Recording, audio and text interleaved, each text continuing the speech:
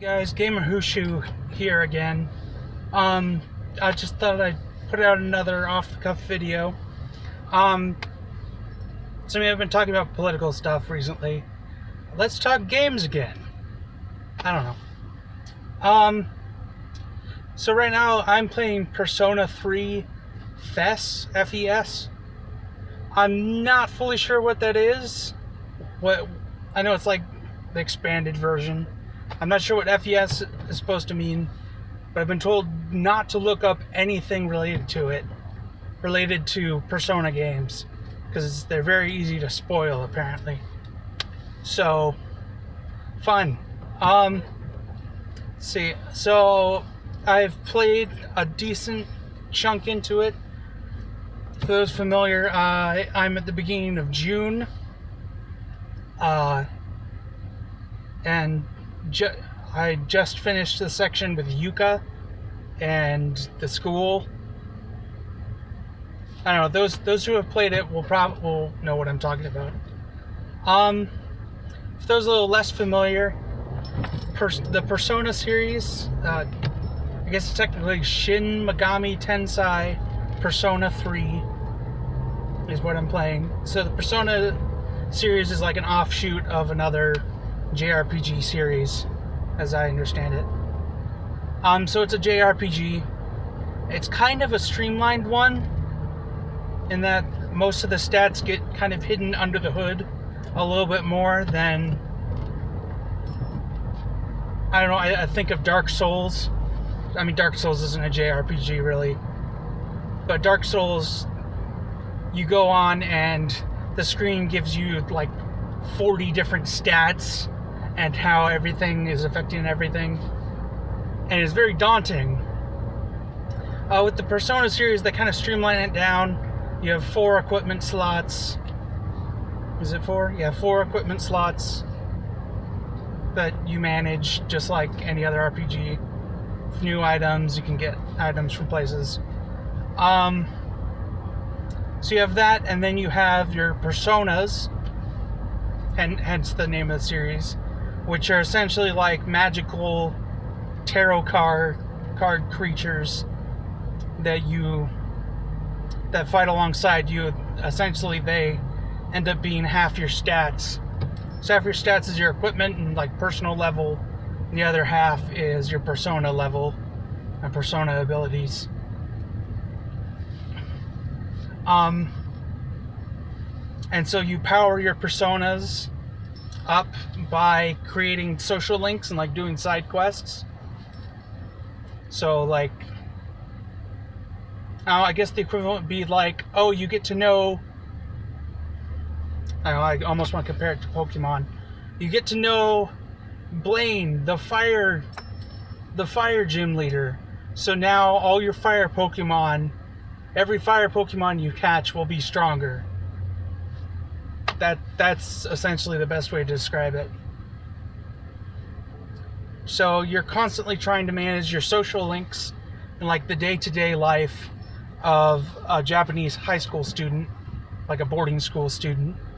And then during the nights, you're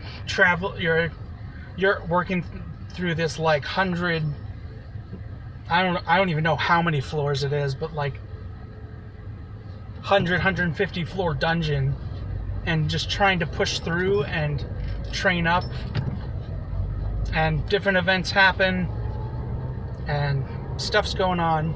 It's kind of a slower paced game, in that essentially you live out every single day of this kid's life. So you're working through it, and you choose what you do each day to raise certain stats, and it's like this continual growth thing.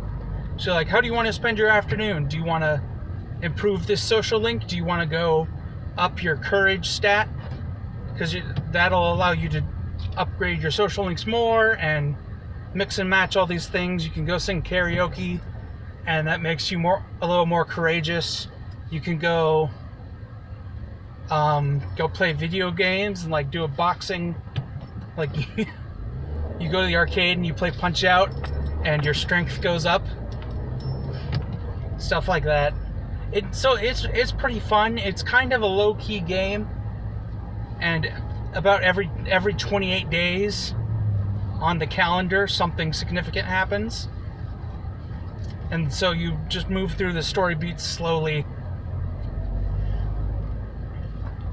So a lot of the fun of it just goes with, like, what am I gonna do today? Because, like, things will come out of nowhere and happen. Like, oh, today you can't talk to this guy because he got sick. You're like, dang it, I didn't know that. I wanted to raise that social link. I don't know, if you're not very familiar with the game, you might be completely confused. But I'm having fun. I named my protagonist Hideo, after Hideo Kojima, because it gave me, like, the name slots, and I was like, crap, I should do a Japanese name. Because everyone has a Japanese name, even though the game's in English. So, what was my last name? Your name isn't super important, because obviously none of the voice acting can use it, and very little of the text does either. Very little of the conversation texts. But, so I named my guy Hideo. I don't know, he's cool. I'm kind of doing a mixed, like, speed attacker and magic user. I don't know. I'm having a lot of fun with it. It's a good, like I said, it's kind of low-key most of the time. So I can sit and, like, watch Netflix and work my way through, you know, like 10 days in just, like, depending on what happens, you can whip through a number of days in like an hour. In fact, if you're not, like, going to the dungeon multiple times a month, you could probably whip through a whole month in like an hour and a half and get to the next boss and the next big story moment. So I guess I'll keep y'all updated. If y'all don't want to give me any tips without spoiling things, I am confused because in the intro movie and on various pieces of artwork I've seen, there's this like platinum blonde girl, and I'm like, who the heck is that? Because there's no platinum blondes in my little squad at the moment. I thought for a while Yuka was going to be that, but she's blue-haired, so I'm like, I guess that's not her. So I don't know what's going on. I'm really interested to see where it goes, because it seems really low-key and mysterious right now. I keep saying low-key, but I guess that's about it.